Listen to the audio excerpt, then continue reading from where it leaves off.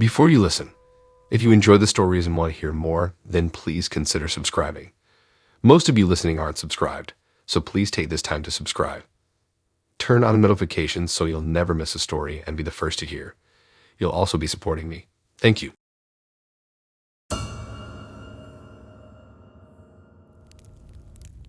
Why did I ever say yes when Brad from accounting asked me out?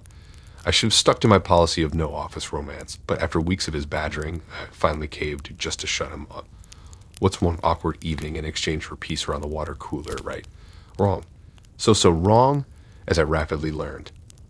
The night started off questionable when I spotted Brad pull up outside my apartment building in a beat-up old taxi that reeked even from a distance. Oh boy. When I slid into the ripped backseat, the stench amplified times 100, like a cocktail of body odor, curry, and old cigarettes fermenting in the humid air. As we pulled away, Brad grinned at me, oblivious to the atmosphere of stale despair haunting that cab. So babe, you ready for the best night ever? I got us reservations at Valentino's downtown. Italian, I know all classy babes like you dig that romantical vibe, he said, wiggling his eyebrows suggestively. I managed a thin smile while discreetly rolling down my window for fresh air. The cab's mystery smells mingled with Brad's overpowering body spray, and my appetite was already shrinking. But I powered through for the sake of office diplomacy. The entire ride, Brad rambled nonstop about his fantasy football dominance and favorite protein shake flavors. I stared out the fingerprinted window silently, conjuring happy imaginary scenarios to tune him out. Maybe we'd arrive to discover Valentino's tragically just burned down. Or better yet, this taxi would get miraculously sucked into a time vortex, dropping me safely back home right now. But despite willing it intensely, we eventually pulled up to the bustling restaurant. Brad had already worked through his entire ESPN commentary and weightlifting regimen discussion by then. As he paid the driver, I reluctantly stepped onto the curb. Sharing stale cab air somehow increased Brad's natural musk to levels requiring hazmat gear. I tried discreetly covering my nose again with limited success. Lord help me survive this meal. The hostess seated us next to a frazzled mom with 3 shrieking toddlers, because of course she did. As I chugged my wine hoping alcohol could numb this experience, Brad ordered rapidly. We'll take the endless wing sampler. Oh, an extra blue cheese sauce, sweet potato fries, loaded tater tots too, he commanded before I even opened the menu. When the food arrived, what followed was a feeding frenzy so horrific it belonged on National Geographic. Brad descended on those chicken wings and fried sides like a starved hyena. Face smeared with sticky BBQ sauce, gnawing meat straight off the bones, tendons stretched and snapping, loudly slurping up spaghetti strands in endless strands, smacking his lips together with a mighty popey, after each outrageous bite. And the details emerging with HD intensity made my appetite shrivel for good. There was truly no civilized way for Brad to consume this meal. His elbows were everywhere, knuckles coated in grease as he licked them loudly between fistfuls of fries. Half-chewed chunks of food tumbled out of his mouth when he paused to come up for air. As he sipped his beer, stray droplets of backwash trickled down his 3-day scruff. And don't even get me started on the etiquette disaster of epic proportions when Brad let rip the longest, juiciest beer burps mid-meal. Like seismic eruptions straight from a frat house basement. The mortified mom at the next table covered her toddler's ears in horror. My cheeks burned in secondhand embarrassment as I examined the restaurant carpet's filthy geometrics intently. Maybe if I witched hard enough again, spontaneous human combustion would put me out of my misery. But the final stomach-churning straw was when Brad demanded we split the check. After all, what gentleman makes his date pay for her own meal? Let alone a traumatizing event that would require years of therapy just to process. But Brad seemed oblivious to what a reprehensible savage he'd morphed into over those long, sticky minutes. Fine, if I was footing part of this bloodbath, I was ordering 3 more glasses of their finest Pinot. As the waiter swept away salad remnants and piles of ravaged bones, I stared at my monstrous dining companion. His shirt was abundantly decorated with meat debris, and there was somehow barbecue sauce behind his ear. Who raised this beast? And how soon could I arrange a carnivore behavioral intervention? Before the waiter could even drop off the check, I was dialing in Uber, plotting my great escape. But Brad squinted at his phone screen and whined, "Oh man, I already called a taxi when we first got here." Guess we gotta share unless you want to pay for 2 cars. Share close quarters after this ordeal. Over my dead body, but too hungry for argument, I reluctantly agreed. Exhausted hostesses smiled with pity as we exited past families happily enjoying civilized pasta dinners. I walked several paces behind Brad, cringing when he let out 2 final thunderous belches that echoed down the street. No, definitely no way would anyone guess we were acquainted, let alone on a date. The taxi smelled strongly of Lysol, trying in vain to cover up its grimy essence. As we drove, I clung to the door handle tightly to maximize distance from my odious suitor. Brad, oblivious as always, rambled about his kickball league playoffs and the new protein powder he wanted to try. I stared desperately out the window, wishing I could leap to sweet freedom at the next stoplight. No dice. When we finally pulled up at my apartment, I nearly injured myself vaulting from the still-moving taxi onto the sanctuary of the curb. No goodbye, no polite chit-chat, no false promises about next time. I was done. Over toast and wine later with my roommate, I recounted the gory twists and turns of that first date from hell. It was decided I would silently ghost Sir Burp's Ed a lot from all future interactions. The next week, I steered way clear of the accountant's floor for lunch, and I vowed never again to pity date a colleague just to avoid tension. Next time Brad messaged fishing for date 2, I simply left it on read. Sometimes escaping a bad scene requires pulling your own disappearing act. As I smiled watching Brad's texts languish unanswered, I exhaled fully for the first time since sliding into that wretched taxi. We'd all have dating war stories, and I'll surely be dining out on mine for ages.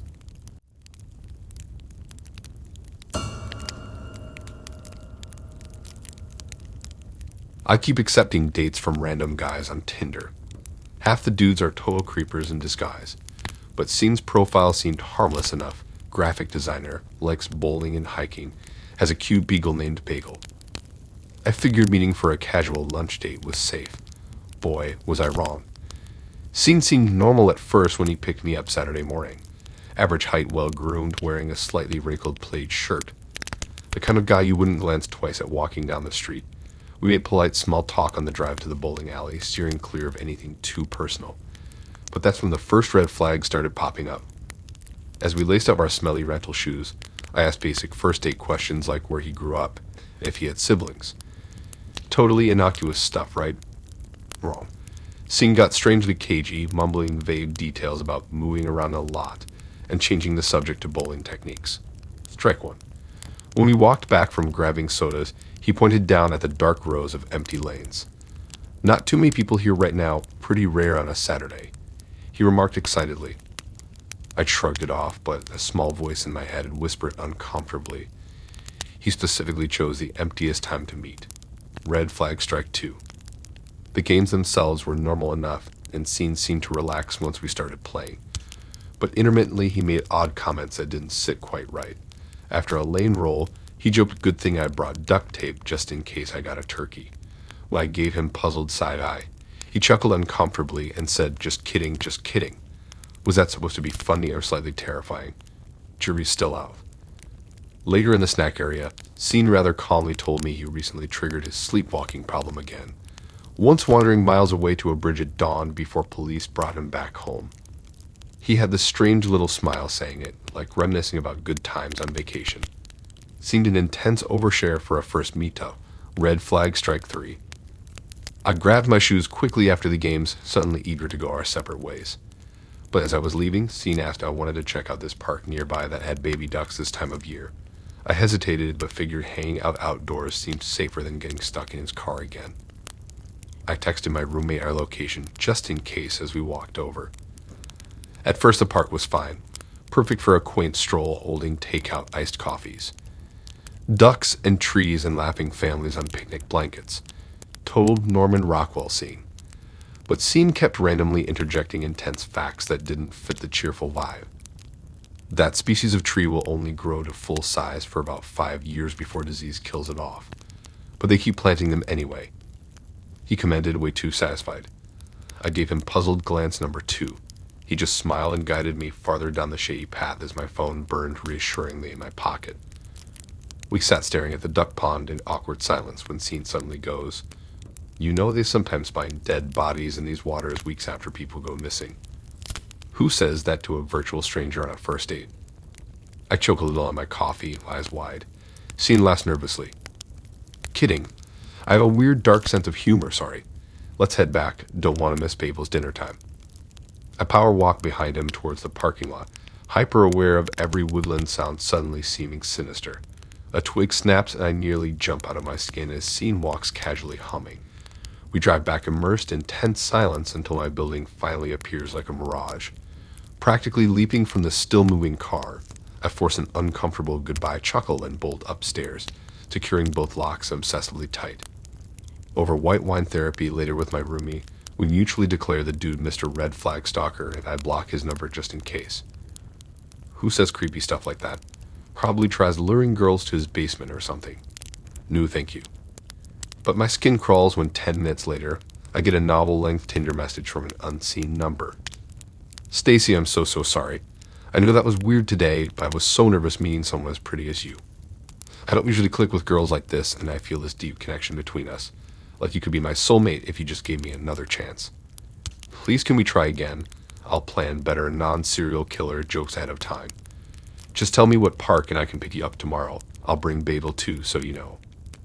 I'm safe. Please, Stacy, please answer me. I'm begging you not to do this. Why aren't you answering already? And on and on and on. An endless stream of unhinged groveling. I stare at my phone in disbelief as dozens more unread messages from Scene accumulate by the minute. Then I see he's calling 2 back to back. No hard pass forever. I quickly block his number in all socials, then shoot off an SOS text to my besties in case this wacko tries anything else. Who even was that guy? The next week, I change up my whole routine. Different gym location, new brunch spot, alternate walking route to my train stop. My building manager agrees to pretend I moved out if anyone suspicious comes lurking around. Over my shoulder constantly, half expecting Scene to pop up pleading with duct tape and bagel, I feel like a character in some cringy thriller. But days and soon weeks pass with no signs of my first date stalker. Few. To this day, I still don't really know what happened on that bizarre bowling outing. Was Scene an average guy with zero social awareness and a habit of morbid hyperboles, or an actual unhinged threat hiding sinister intentions behind the basic dude exterior? The Scene I first met and the frantic texter embodied totally opposite extremes. Guess I'll never really know where on that spectrum he actually falls, and I'm fine keeping it that way.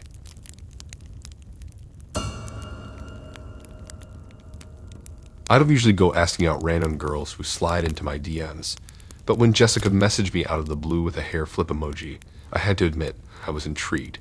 Her Instagram was full of gorgeous candid shots frolicking on the beach, dolled up at clubs, striking yoga poses on mountain hikes, and those eyes sparkling emerald green. After some flirty banter, I took a chance and asked if she wanted to meet up for dinner sometime. Jessica said yes right away. I started getting excited about the possibilities of where this could go. I mean, catching the eye of an Instagram hottie felt too good to be true. If she looked half as fit and adventurous in person, I could totally see us hitting it off. When Friday finally rolled around, I triple-checked the restaurant reservation and tidied up my car. I even swapped my usual basketball shorts for dark jeans and a button-down. Pulling all the stops for Jessica's first impression, I drove to her suburban neighborhood, amped up and ready to turn on the charm. This was going to be awesome. But when Jessica emerged from the small duplex she'd given me the address for, my smile faltered a bit. The girl teetering down the front walkway looked nothing like the bronze Greek goddess from those sun-kissed social media pics. For one, Jessica was easily twice the size in person, straining against a shimmery bandage dress that hugged large rolls spilling over uncomfortably. The fiery red hair flowing down her Instagram back was now frazzled, split ends scraped back in a tiny ponytail.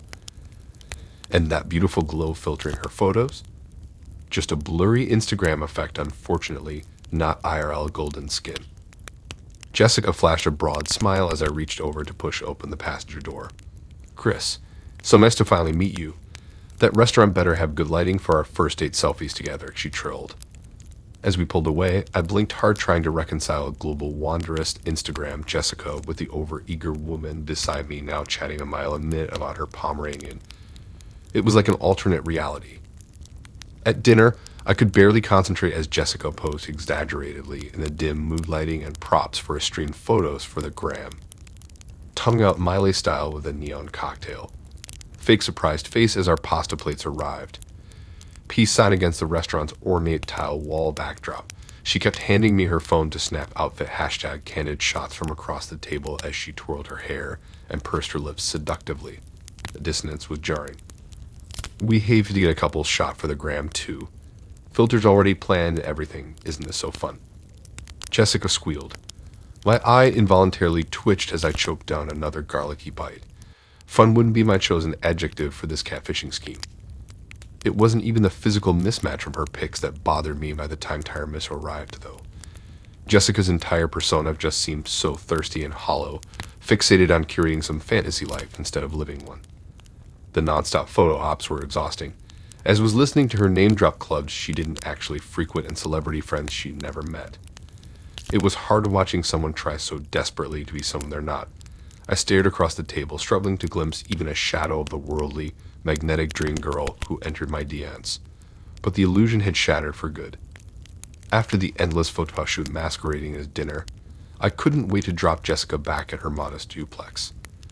No way would there be a nightcap or plans for round two. Both of us knew without saying.